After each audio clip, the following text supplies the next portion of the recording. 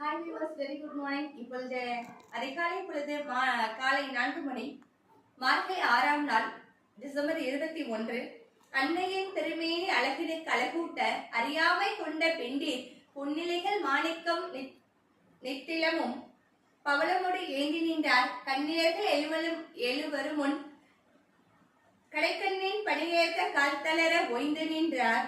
தன்னர்களை காட்டமேல் மறுவூரில் குடிகொண்ட தாயுன்றன் விழிமலருவாய். திருப்பலி எழுச்சி 6வது நான்கு. திரும்ப நம்ம பார்த்தலாம்.